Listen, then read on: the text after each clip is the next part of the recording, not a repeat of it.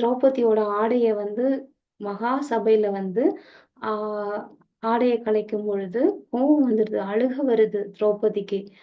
கண்ணன் வந்து காப்பாத்துறாங்க. ஆனா வீட்டுக்கு வந்ததுக்கு அப்புறம் துரியோதனன சபதம் போடுறாங்க.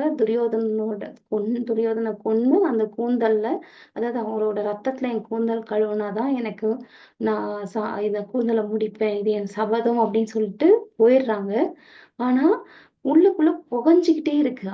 அவன கொல்லணும். துரியோதனன் இப்படி பண்ணிட்டான் அப்படின்னு சொல்லிட்டு இதையே நினைச்சிட்டு இருக்காங்க. அப்போ கண்ணன் வராங்க. என்ன திரௌபதி இன்னும் நீ வந்து பரவாயில்ல கொஞ்ச நாள்ல சரியா போயிடும். நீ கவலைப்படாத. இது மறந்து போயிடுவ அப்படின்னு சொல்லிட்டு போயிடுறாரு. ஒரு 10 நாள் கழிச்சு வந்தாலும் திரௌபதி அதே மனநிலைமையில இருக்காங்க.